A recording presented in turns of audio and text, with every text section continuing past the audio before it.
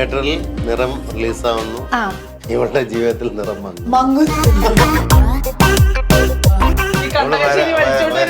വരാനുള്ളത് വണ്ടി വിളിച്ച് വരുന്നത് എന്നോട് പറഞ്ഞ് പോകുമ്പോ സൂക്ഷിക്കണം, തല്ലുകൊള്ളാതെ. അന്ന് ഞാൻ നല്ലതായിരുന്നു, പിന്നെന്താ പരിഗണിക്കായിരുന്നു. അനുഗ്രഹിക്കണം. ശ്രദ്ധിച്ചിട്ട് വരും. അത് ബുദ്ധിമാന്മാരുടെ ലക്ഷണം. കോമഡി വർക്കായി. കോമഡി അളിയ ഇവളെ കൊണ്ടുപോയി നീ അനുഭവിക്കുന്നു. ഞങ്ങള് വേണ്ടോ വേണ്ടോ അവളോടല്ല നിന്നോടായിരുന്നു. ചേട്ടാ തുമ്മുന്ന സമയത്ത് ടവല നീ എടുത്ത് ഇത് എന്നോട് പറയും. ഇവള് തുമ്മും. ഞാൻ തുമ്മി അതിന് നിന്നെ വിളിച്ച തോന്നിയാസാണെങ്കിൽ 25 വർഷം ഞാൻ ആ തോന്നിയാസം സഹിക്കും. എനിക്ക് തോന്നുന്നു ഈ വാള് നമ്മളിങ്ങനെ ഒഴിച്ചിടുന്നതിനേക്കാളും എന്തെങ്കിലുമൊക്കെ ചെയ്തങ്ങ് സെറ്റ് ചെയ്യണം. അതൊക്കെ അവര് തന്നെ ആണോ? ഇത് പെട്ടെന്ന് നമ്മൾ ഈ ഫോട്ടോ കൊച്ചിയിൽ അവിടെയൊക്കെ നിന്ന് ഒരു ഫോട്ടോ എടുക്കുന്ന ഫോട്ടോ വെച്ചില്ലതാണ്. അങ്ങനെയല്ലേ? ആക്ച്വലി നീ പറഞ്ഞപ്പോഴാണ് അത് ഫോട്ടോ വെച്ച് പോലെ ഉണ്ടല്ലോ തോന്നി. ശരി, ഞാൻ ഫോട്ടോ വെച്ച് മാത്രമല്ല, ഡച്ച് ഇതല്ല, അവിടെ ഒരു കൺസ്ട്രക്ഷൻ അങ്ങനെയല്ലേ? കൺസ്ട്രക്ഷൻ അല്ല. ഈ രണ്ട് പെയിന്റിങ്ങും അപ്പൊ അവരാണല്ലേ? അവര് ചെയ്ത തന്നെയാണ്. സാധാ പെയിന്റിങ് ആ ബെഡ്റൂമിലൊക്കെ അവര് തന്നെ ചെയ്തത്. അത് അവരുടെ കോൺസെപ്റ്റ് തന്നെയാണ് ശരിക്കും. നമ്മളോട് പറഞ്ഞു, അവര് തന്നെ കൊണ്ടുവച്ചു. അവിടെ ഇങ്ങനെ പെയിന്റിങ് വെക്കണം എന്ന് പറഞ്ഞു. പക്ഷെ നമുക്കൊരു ഐഡിയ ഇല്ല എന്ത് വെക്കണം എന്നുള്ളത്. അപ്പൊ അത് ഷാട്ടൻ പറഞ്ഞ് നിങ്ങൾ തന്നെ സെലക്ട് ചെയ്യണം, നമുക്ക് അതിൽ പ്രത്യേകിച്ച് അഭിപ്രായം ഒന്നും അവരെ ഇതിനോട് ചേർന്ന് പോകുന്ന പറയുമ്പോ അങ്ങനെ പറയും പെയിന്റിങ് ഇവിടെ കാണും, അവരത് വെച്ചാൽ നമ്മൾ ചെയ്യാം. നമ്മളൊന്നും ചെയ്തിട്ടില്ലെങ്കിൽ പക്ഷെ വൃത്തികേടല്ല, അവസാനം അവര് തന്നെ ബ്ലാങ്ക് ആയിട്ട് കിടക്കുമ്പോ ഒരു ഓക്കെ. ഇനി നമുക്കില്ലേ കുറച്ച് ഹോട്ട് സ്റ്റോറീസ്, അതായത് നിങ്ങളുടെ കുറച്ച് കഥകൾ ഞാൻ അവിടെ നിന്ന് തുടങ്ങിയായിരുന്നു, പക്ഷെ കംപ്ലീറ്റ് ചെയ്യാൻ പറ്റില്ല. അത് നമുക്ക് ഇരുന്ന് പറയാം. തീർച്ചയായിട്ടും.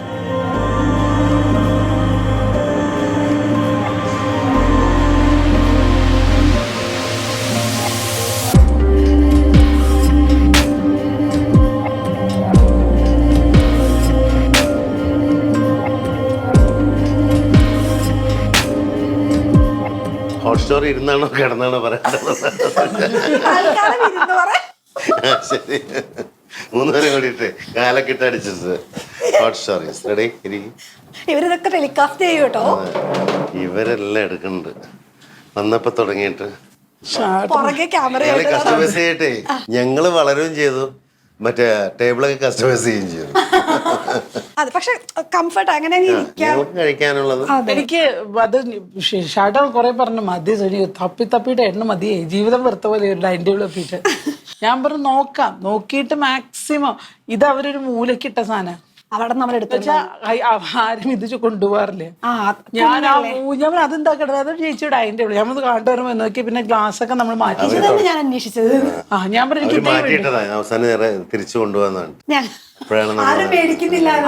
ഈ സൈസ് ആർക്കും വേണ്ട. മാത്രല്ല പിള്ളേരൊന്നും വരില്ലല്ലോ, ഞങ്ങൾ രണ്ടുപേരെ മിക്കപ്പോഴും ഞാൻ ഒറ്റയ്ക്കായിരിക്കും.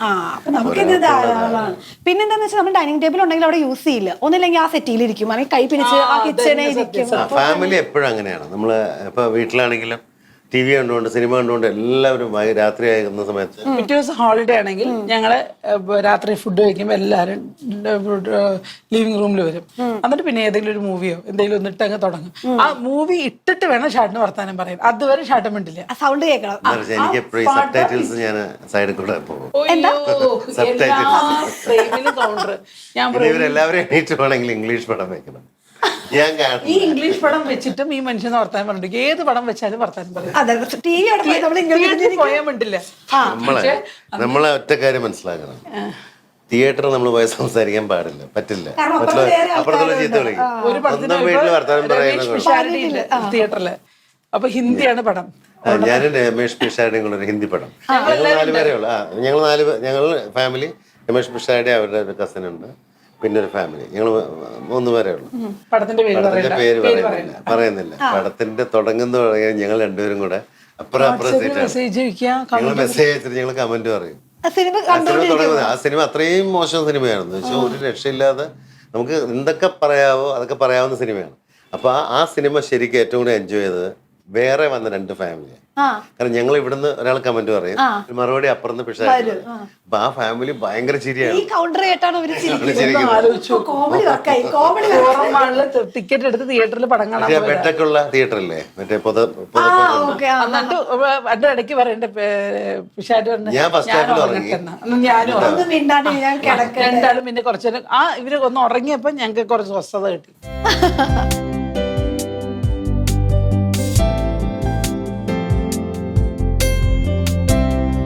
ഇത് ആരുടെ ഐഡിയ ആയിരുന്നു ഇങ്ങനെ ഒരു സെറ്റപ്പ്? എന്റെ ഐഡിയ ആണോ? കാരണം ഇവിടെ ഇനിയിപ്പോ നമ്മള് ഫ്രണ്ട്സായിട്ട് കൂടുക, മീറ്റിംഗ്, സംസാരം, എല്ലാം വേണമെങ്കിൽ ഒരു അത്യാവശ്യം ഒരു ബാർ കൗണ്ടർ പോലെ സെറ്റ് ചെയ്തു. പക്ഷെ ബാർ കൗണ്ടറിൽ റേഡിയോയും വേറെ സംഭവം. അത് എന്റെ പ്രോപ്പർട്ടിയാണ്. നമ്മള് നേരത്തെ പറഞ്ഞായിരുന്നു അല്ലേ ഇതിനെ പറ്റി?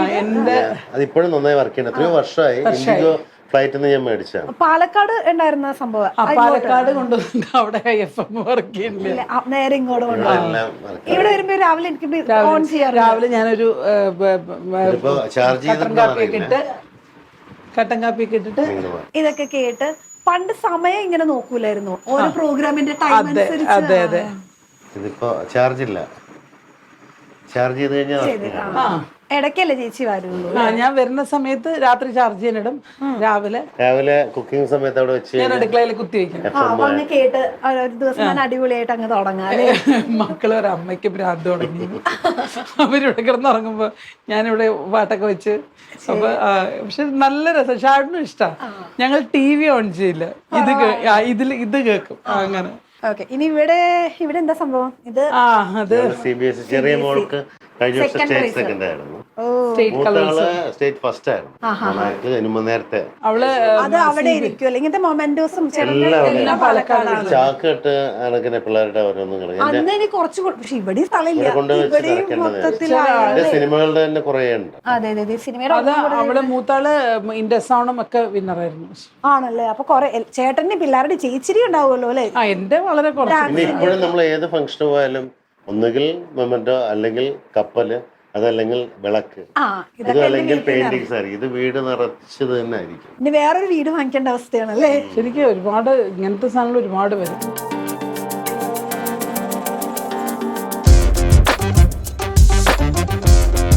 ഇനിയിപ്പോ നിങ്ങളുടെ കഥയിലേക്ക് വരാൻ, ചേച്ചിക്ക് 2 ചേട്ടന്മാര്, ഒരേ ഒരു പെങ്ങള്. നമ്മുടെ സത്യഭാമയ്ക്ക് ഒരു പ്രേമലേഖനത്തിലും അതുപോലെ ഒരു മോള് ഫുള്ള്. പിന്നെ കൊച്ചച്ഛനും അച്ഛനും ഒക്കെയാണ്. അങ്ങനെയുള്ള ഒരു സ്ഥലത്തുള്ള ഒരാളെയാണ് പ്രേമിക്കുന്നത്. ജീവിതത്തിലും അതേപോലെ എങ്ങനെ തരണം ചെയ്ത് വന്നു?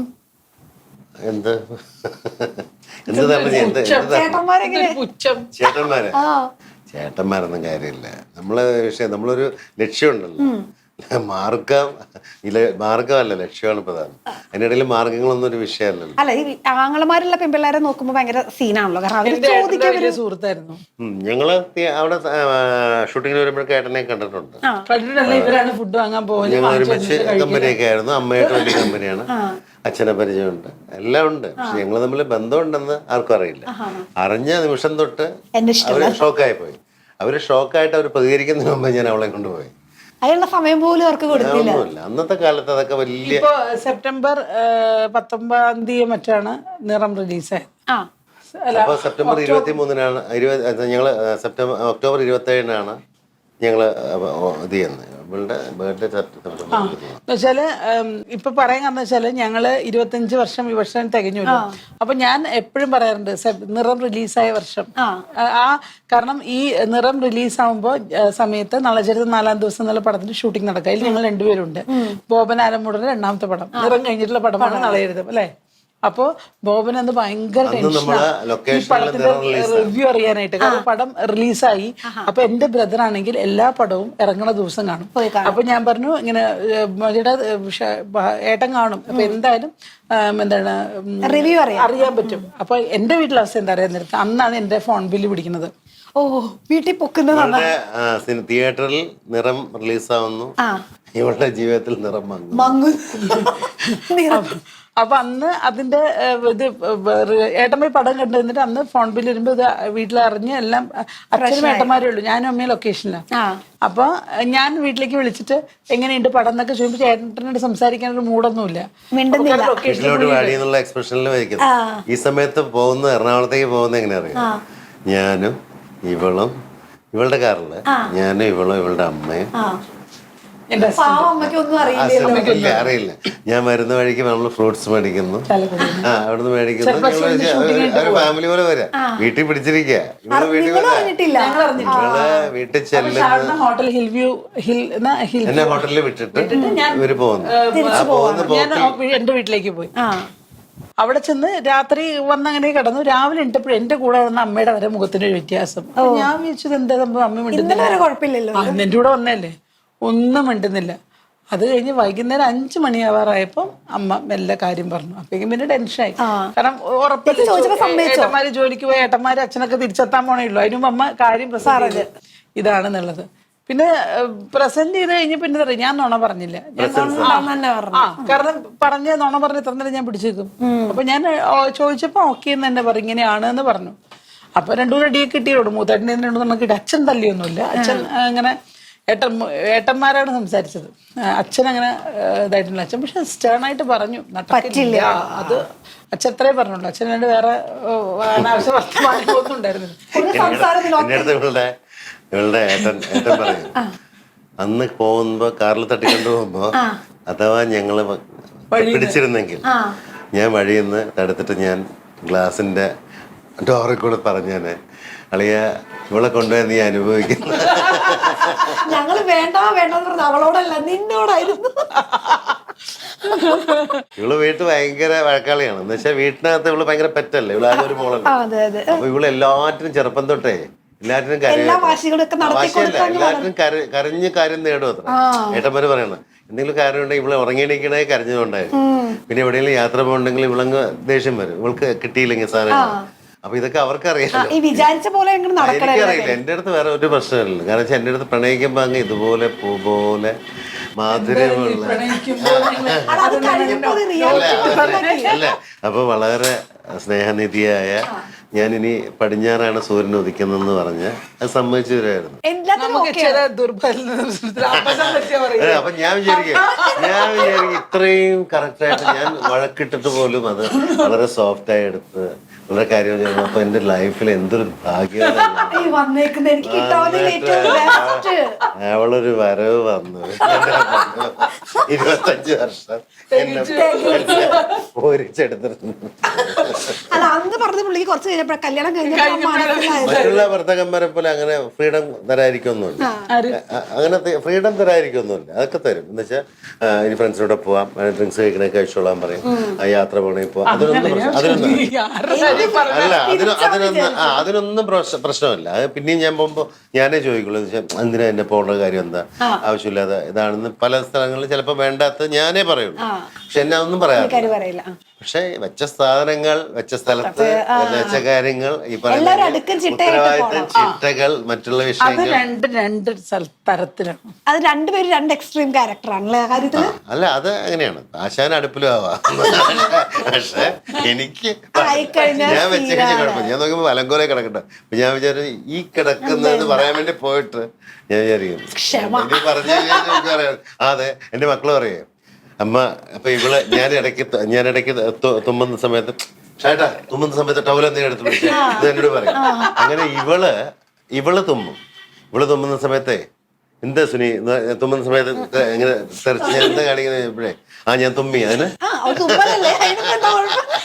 എന്റെ മക്കളെ പറയാം. അതായത് അതിന് പ്രശ്നമില്ല. കുഴപ്പമില്ല.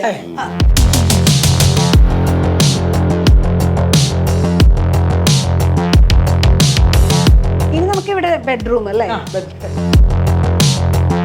മാസ്റ്റർ ബെഡ്റൂം ഞാനാണ് ഫസ്റ്റ് കയറുന്നത്. ഇതാണ് മാസ്റ്റർ ബെഡ്റൂം ഇല്ലേ? എല്ലാം മാസ്റ്ററാണ്. ഇത് പിള്ളേർക്ക് അങ്ങനെ ഉദ്ദേശിച്ചാണോ? പിള്ളേരാണ് ഇവിടെ കയ്യേറുന്നത്. അവരുടെ മൂഡ് അനുസരിച്ച് കയറും. ഞങ്ങൾ ഇന്ന് ഇവിടെ പറഞ്ഞ അവരോട് ഇവിടെ പിള്ളേര് വന്നാൽ പിന്നെ ഞങ്ങളൊക്കെ തറയിൽ എവിടെയെങ്കിലൊക്കെ അവരെല്ലാം കയ്യേറി. അവർക്ക് പക്ഷേ ഞാൻ പറഞ്ഞില്ല, അവർക്ക് അങ്ങനെ ഒരു പാലക്കാട് വിട്ട് പുറത്തേക്ക് വരാൻ വലിയ ബുദ്ധിമുട്ടാണ്. ഇവിടെ വന്ന് ഞങ്ങളോട് ഓഫർ കൊടുത്ത് കൊണ്ടുവരണം, നമുക്ക് ഇന്ന് ഇവിടെ അവിടെ പോകണം. അങ്ങനെ അവരുടെ അവൈലബിലിറ്റി അനുസരിച്ച് അവരുടെ ഇഷ്ടം അനുസരിച്ച് അവര് വരുമ്പോ ഓൾമോസ്റ്റ് ഞങ്ങൾ രണ്ടുപേരും തന്നെ വരും. അവർക്ക് വരുമ്പോ വരും.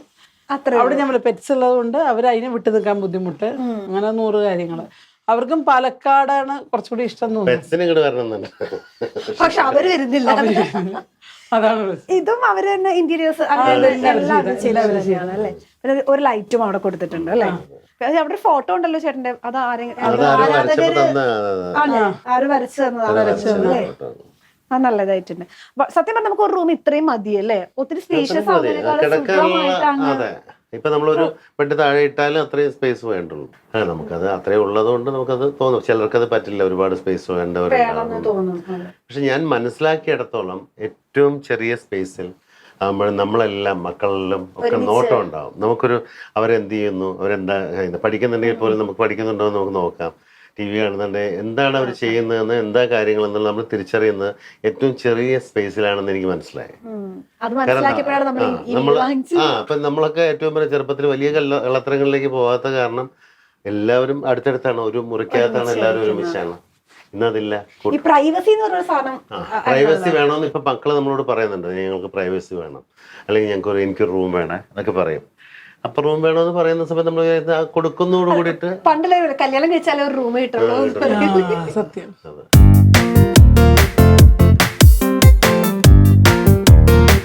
പിള്ളേർക്ക് ഈ ലവ് സ്റ്റോറി ഒക്കെ കേട്ടിട്ടുണ്ടാവും. ലവ് സ്റ്റോറി കഴിഞ്ഞ ദിവസം എന്റെ മോള് പറയാ, അമ്മേ നിങ്ങൾ ഈ മൊബൈൽ ബില്ല് കേറിട്ട് ക്ലോസറ്റിലിട്ട് ഫ്ലഷ് ചെയ്തോ, അപ്പൊ എത്ര ബുദ്ധിയുണ്ട്, ആള് കൊള്ളാലോ എന്നൊക്കെ എന്നോട് കഴിഞ്ഞ ദിവസം ബുദ്ധിയില്ലായിരുന്നു.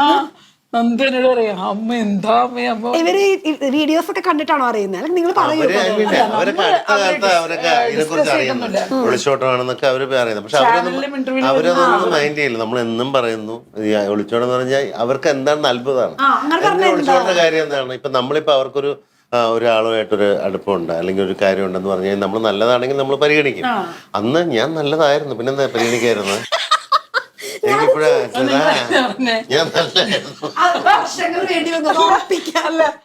ഇപ്പോഴാണ് ഞാനിപ്പോഴാ ഓർത്തത്. ഞാനിപ്പോ അത്രയും വർഷം കഴിഞ്ഞിട്ട് ആലോചിക്കുന്നത് എനിക്ക്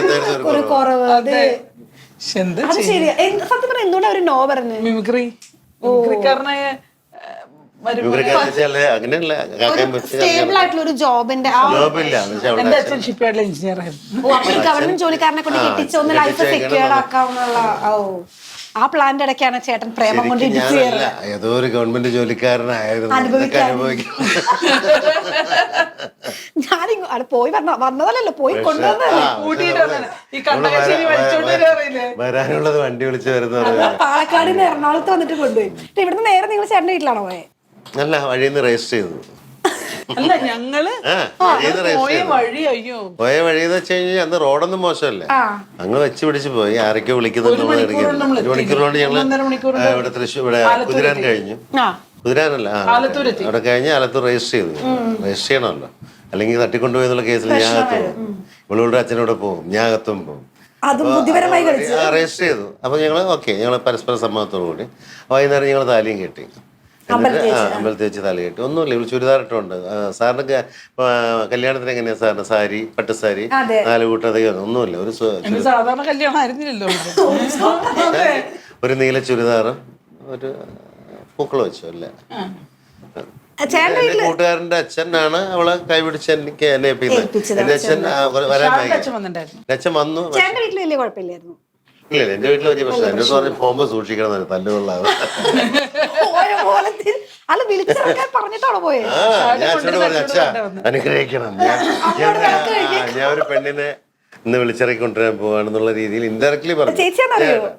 അപ്പൊ അച്ഛൻ എന്നെ ഒന്ന് നോക്കി പോട്ട് പറഞ്ഞു, അച്ഛൻ പറയുന്നത് സൂക്ഷിക്കണം. എറണാകുളത്താണ് നല്ല അടി ചാൻസ്. അപ്പൊ എന്റെ കൂടെ അച്ഛന്റെ ഏട്ടന്റെ മോന്റെ കല്യാണം ഉണ്ട്. മുഹൂർത്തം നമ്മൾ നോക്കില്ല, നമ്മള് മുഹൂർത്തം കല്യാണം മുഹൂർത്തമുള്ള ദിവസമാണ്. അപ്പൊ അന്ന് അച്ഛനും അമ്മയ്ക്ക് അവിടെ കല്യാണത്തിന് പോവാണ്. പക്ഷെ ആ കല്യാണത്തിന് ആൽബത്തിലെ കാണുന്ന അച്ഛനും അമ്മയുടെയും മുഖം അവര് ഫുൾ ഡള്ള. കാരണം മോൻ ഇങ്ങനത്തെ തോന്നിയ സോപ്പിക്കാൻ വീട്ടിൽ നിന്ന് പുറപ്പെട്ടു.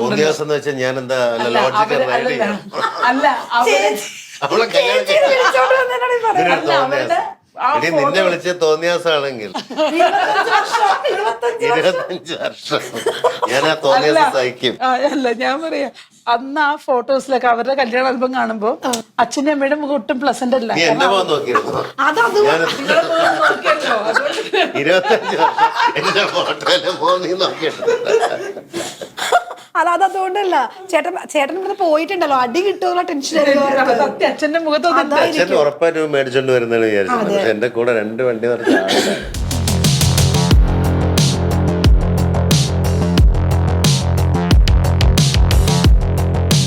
പിന്നെ ഇവിടോട്ട് കയറാല്ലേ. നല്ല വെളിച്ചം, അതെ, പുഴ.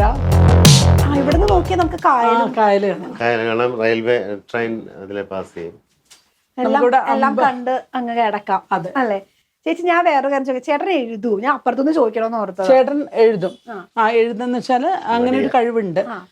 പക്ഷെ പുള്ളി അത് പ്രോത്സാഹിപ്പിക്കാറില്ല. കൊറോണ സമയത്തൊക്കെ ഒരുപാട് എഴുതിയിട്ടുണ്ട്. എന്ന് വെച്ചാൽ റൈറ്റിംഗ് ശ്രദ്ധിക്കാതെ അവിടെ കണ്ണാടി.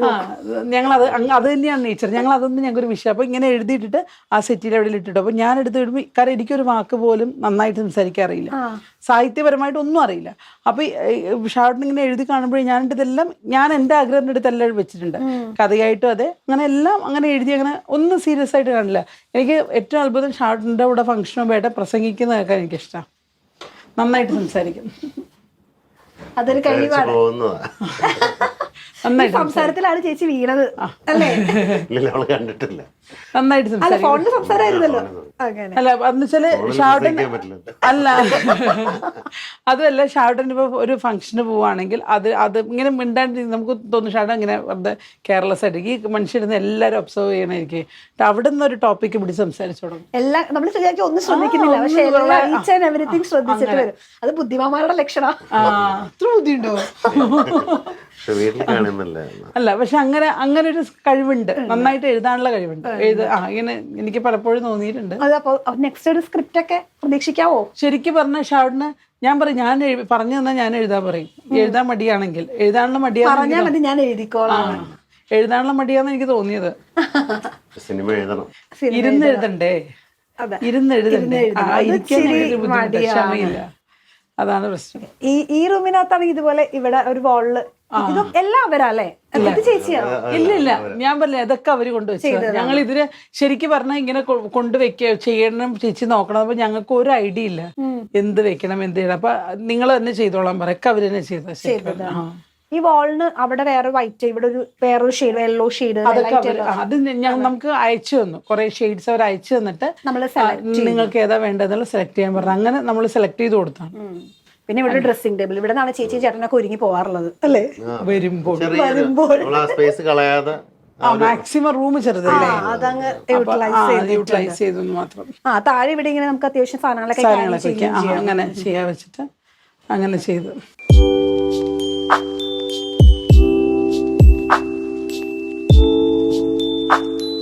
ചെലങ്ക കിട്ടുന്നതും ഇപ്പോഴാണ് തോന്നുന്നു പെർഫോം ചെയ്യുന്നത്. എന്ന് വെച്ചാൽ ഞാൻ ലാസ്റ്റ് ചെലങ്ക അഴിച്ചു വെച്ചത് കൂടൽമാണിക്യ ക്ഷേത്രം പ്രോഗ്രാം ആയിരുന്നു. അല്ല ഷാർട്ടാ, അല്ല എന്നൊക്കെ പറയട്ടെ. ഞാൻ കെട്ടിയിട്ടില്ലല്ലോ, അതെ അതൊക്കെ കെട്ടിയത്.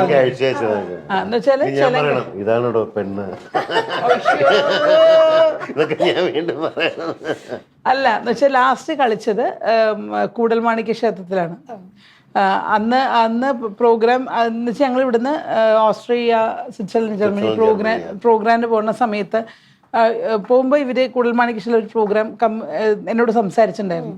അപ്പോൾ ഞങ്ങളത് കമ്മിറ്റി അത് കൺഫേം ആയില്ല, എന്തോ ഇതിൻ്റെ പേര് കൺഫേം ആയിട്ടുണ്ടായിരുന്നില്ല. ഞങ്ങൾ പ്രോഗ്രാം കഴിഞ്ഞ് തിരിച്ചു വരുമ്പോഴേക്കും അത് കൺഫേം ആയ ഒരു ബുക്ക് അടിച്ചു കഴിഞ്ഞു. അപ്പോൾ ഞാൻ വരുമ്പോൾ എനിക്ക് ചെറിയ വയ്യായികയുണ്ട്, കാലിന് നീരൊക്കെ വരുന്നു പറഞ്ഞിട്ട് കൊണ്ട് കാണിച്ചപ്പോൾ ഞാൻ കൺസീവാണ് ആ സമയത്ത്. അപ്പം പാലക്കാട് ഡോക്ടറെ കാണിച്ചപ്പോൾ ഡോക്ടർ പറഞ്ഞു ഡാൻസ് ചെയ്യാൻ പറ്റില്ല പറഞ്ഞു. അപ്പോൾ ഇവരെ വിളിച്ച് സംസാരിച്ചപ്പോൾ ഇതിൻ്റെ രക്ഷാധികാരി കളക്ടറാണ് കൂടൽമാണിക്യ ക്ഷേത്രത്തിൽ. അപ്പോൾ അവർ പറഞ്ഞു നമുക്കിങ്ങനെ മാറ്റി വെക്കൽ പോസിബിൾ ആവില്ല എന്നുള്ള പോലെ പറഞ്ഞു. അങ്ങനെ എറണാകുളത്ത് വന്ന് ഇവിടെ ഒരു ഡോക്ടറെ കാണിച്ചപ്പോൾ സ്വന്തം റിസ്കിൽ കളിക്കുമെങ്കിൽ കളിച്ചോളൂ എന്ന് പറഞ്ഞ് അങ്ങനെ ഭരതനാട്യം കളിക്കേണ്ട ഞാൻ മോഹിനിയാട്ടം ചെയ്യാൻ തീരുമാനിച്ച് അതേ മോഹിനിയാട്ടം ഡ്രസ്സിൽ തന്നെ നടയിൽ വന്ന് നാണയപ്പറ വഴിപാട് ചെയ്തിട്ടാണ് ഞാൻ സ്റ്റേജിൽ. ഞാൻ വീണ്ടും മറ്റേ പടത്തിലെ പോലെ ഞാൻ ചോദിച്ചു ഇനിയെങ്കിലും ചിലങ്ക ചോദിച്ചപ്പോ അവള് കളിച്ചിട്ടില്ല, ഡ്രസ് തയ്പ്പിച്ചു, അവള് പ്രഗ്നന്റ് ആയി വീണ്ടും. അപ്പൊ അവസാനം ചെലങ്ക രണ്ടാമതായി, അവസാനം ചെലങ്ക കാണുമ്പോ അവൾക്ക് കുഞ്ഞിന്റെ കാര്യത്തിൽ പറയണ്ട് ചെലങ്ക ഒന്ന് കെട്ടിക്കൂടെ. പക്ഷെ പ്രസവം നിർത്തിയോണ്ട് വലിയ പ്രശ്നം. അപ്പൊ പക്ഷെ ചിലങ്ക കാണുമ്പോൾ കുഞ്ഞിന്റെ കരച്ചിൽ ഓർമ്മ. മറ്റേത് രണ്ടാമത് ഇതുപോലെ പ്രോഗ്രാം ചെയ്യാൻ ഗുരുവായൂർ ഡേറ്റ് എടുത്തു, എന്താണ് ഡ്രസ്സൊക്കെ സ്റ്റിച്ച് ചെയ്ത് പ്രാക്ടീസ് ചെയ്തു കേട്ടോ. ഇത്തവണ പ്രോഗ്രാം ചെയ്തു തിരുപ്പതിയിൽ കുഴപ്പങ്ങളൊന്നും ഇല്ലല്ലോ. ബ്രഹ്മോത്സവത്തിൽ ഒരു കുഴപ്പമില്ല. തിരുപ്പതി പ്രോഗ്രാം ചെയ്തു കറക്റ്റ് 25 വർഷത്തിൽ ചെയ്തു. ഇനിയിപ്പോ പ്രോഗ്രാംസുകൾ അവള് ചെയ്യാന്നുള്ളത് ഇനി അങ്ങ് എന്റെ സജീവമാവാൻ ഒരു ഡ്രീം എന്ന് വെച്ചാൽ ഇവളും രണ്ട് രണ്ട് പിള്ളേരും കൂടിയിട്ട് ഒരു സ്റ്റേജ് ചെയ്യണമെന്ന് എനിക്ക് കാണണമെന്ന് വലിയ ആഗ്രഹം. ഇത്തവണ ചേച്ചി മാത്രമായിരുന്നു. ഞാൻ രണ്ടാമത്തെ ആളുണ്ടായിരുന്നു. പക്ഷെ അത് ഞങ്ങള് മാത്രല്ല, ഞാനും എന്റെ ഒരുപാട് സ്റ്റുഡൻസ് ഉണ്ട്. എനിക്ക് അതല്ല, ഈ 3 പേരും മാത്രമായിട്ടൊരു സ്റ്റേജ്. ഞാൻ സ്റ്റേജിൽ നോക്കുമ്പോ ഇവര് 3 പേരെ മാത്രമേ ഞാൻ കാണികളായിട്ട് ഞാനും എന്റെ ഈ ഇരിക്കുന്ന ഫ്രണ്ട്സും വീണ്ടും ആ പടം കാണാൻ ഞാൻ